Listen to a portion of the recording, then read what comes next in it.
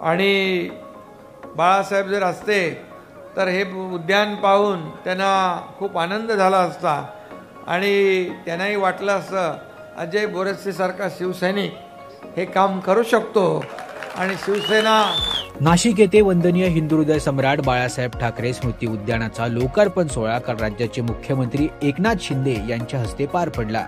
खुलं नाट्यगृह, सुसज्ज ई वाचनालय, कला दालन, adventure park, soft skill training centre हे उद्यानाचं वैशिष्ट्य असून अगदी लहान मुलांपासून ते वयोवृद्धांपर्यंत हे उद्यान सर्वांसाठीच पर्वणी असणार आहे। या उद्यानामुळे नाशिकच्या शिरपेचात मानाचा तुरा खोवला जाणार आहे। गोदावरीच्या तीरावर वसलेलं हे जागतिक दर्जाचं स्मारक पाहून आज बाळासाहेब ठाकरे असते तर त्यांना देखील निश्चितपणे आनंद झाला असता, असं मुख्यमंत्री एकनाथ शिंदे म्हणाले। बाळासाहेबांचे विचार, बाळासाहेबांचा ध्यास, बाळासाहेबांचं जे काही कार्यकर्तृत्व, त्यांनी रेखाटलेली व्यंगचित्र, ज्यांनी भल्या भल्यानं घाम फोडला त्या काळामध्ये, ती सर्व व्यंगचित्र देखील, ते फोटो आज या ठिकाणी अजय बोरस्ते यांच्या प्रयत्नाने या बाळासाहेब ठाकरे स्मृती उद्यानामध्ये आपण पाहतोय।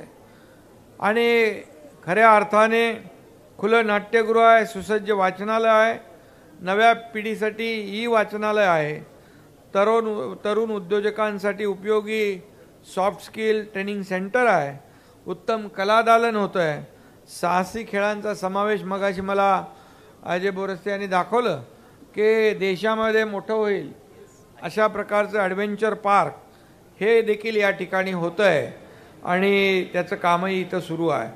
आणि म्हणून हे सर्वांना उपयोगी, अगदी लहान मुलांपासून तरुणांपासून वयोवृद्धांपर्यंत, माझ्या लाडक्या बहिणींसाठी, सगळ्यांसाठी, लाडक्या भावांसाठी, सर्व युवकांसाठी हे उद्यान जे आहे हे अतिशय प्रेरणादायी ठरेल। आणि बाळासाहेब जर असते तर हे उद्यान पाहून त्यांना खूप आनंद झाला असता आणि त्यांनाही वाटलं असतं अजय बोरसे सारखा शिवसैनिक हे काम करू शकतो आणि शिवसेना हे काम करू शकते। गोदावरीच्या तीरावर 7.5 एकर जमीन आहे। 7.5 एकर जमिनीमध्ये आज जागतिक दर्जाचं हे स्मारक होतंय आणि खऱ्या अर्थाने या उद्यानामुळे नाशिकच्या शिरपेचामध्ये आणखी एक मानाचा तुरा खोवला जाणार आहे।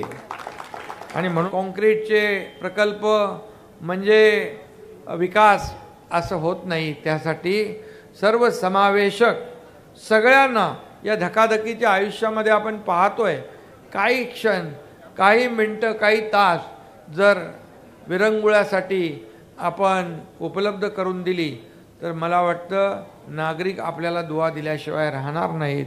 कारण ही खऱ्या अर्थाने ही आपली फुफ्फुसं आहेत आणि हे ऑक्सिजन